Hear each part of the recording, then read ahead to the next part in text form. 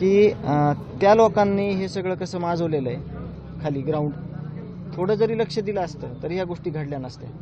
जर फरार 2-2 वर्षापासूनचे आरोपी जर पोलिसांच्या पाठीमागं बसून चहा पाण्याला जाते, एखाद्या ऑफिसमध्ये बसते, तर तुम्ही सांगा ना, तुम्ही चौथा स्तंभ आहेत, तर तुम्ही सांगा हे कसं सुधारणार आहे, परिस्थिती पुढं कशी चांगली येणार आहे.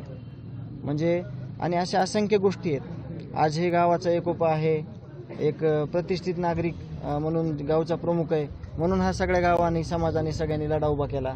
आदरणीय मनोजदादा आले, तिथं बसले, FIR करून घेतला, म्हणून आपण कुठं आज 70 दिवस झाले तरी ह्या भूमिकेत आहेत. नाही तर परिस्थिती अशी आहे, सगळे खोटे गुन्हे आहेत. जे लोक ह्यांच्या हे जे आरोपी आहेत, हेच आरोपी भांडण करायचे, अपहरण करायचे, खंडाण्या मागायचे, आणि जे कोणी अडसर येईन त्याला अपहरण करून मारायचे, हाफ मर्डर करायचे. त्याची केस देखील कुठं झालेली नाही. अशा भरपूर गोष्टी घडलेल्या आहेत. तर या बैठकीच्या माध्यमातून जे गावकऱ्यांना आपल्याला समोर सांगितलं की दिशा काय काय असतील, तर मी प्रामुख्यानं सगळ्या गावकऱ्यांना एकच उपदेश केला, हे सगळं करताना कुठंही जी कायदा सुव्यवस्था आहे त्याला कुठं हात नाही लागला पाहिजे. त्यांना आपण सहकार्य केलं पाहिजे आणि ह्याच्यातनं चुकीचा मेसेज कुठला गेला नाही पाहिजे. आणि आपला जो फोकस आहे तो न्याय हा कुठंही हटला नाही पाहिजे. आरोपीला फाशी झाली पाहिजे आणि आरोपीला फाशी झाल्याशिवाय आज गावकऱ्यांनी सांगितलं की कुणीही थोडंही मागं सरकणार नाही आणि ती भूमिका आमची कायम राहणार आहे.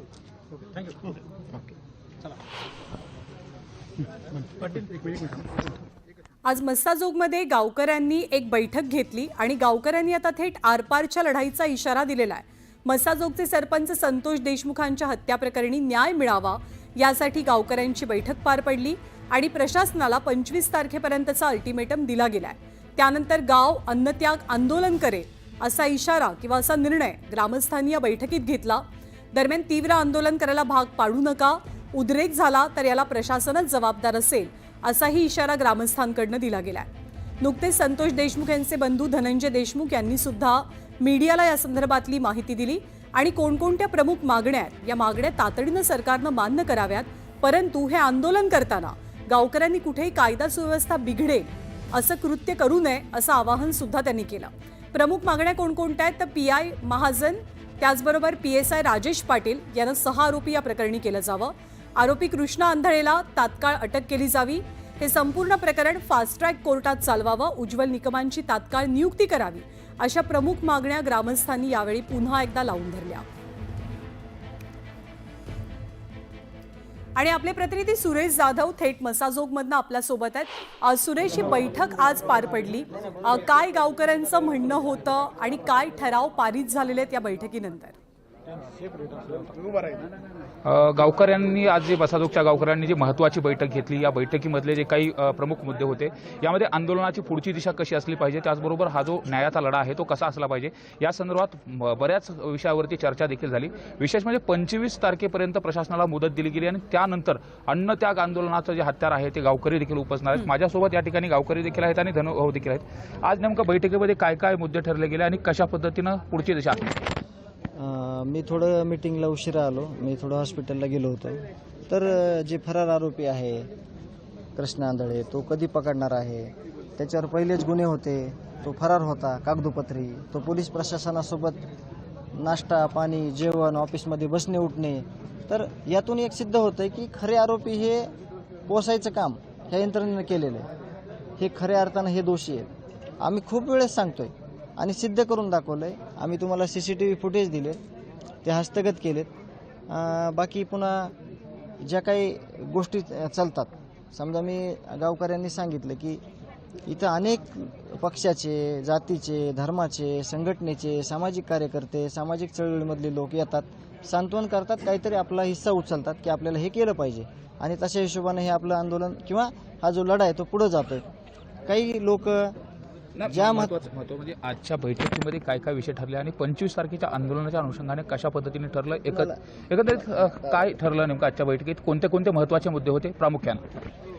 त्याच्यातले महत्त्वाचे मुद्दे म्हणजे आमचे पहिल्या दिवसापासूनचा मुद्दा म्हणजे आरोपींना अटक करणे.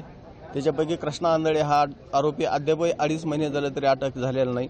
दुसरा मुद्दा होता विशेष सरकारी वकील नियुक्तीच्या संदर्भातला, त्याच्या बाबतीतही कसल्या प्रकारचे आणखीन काहीच झालेलं नाही.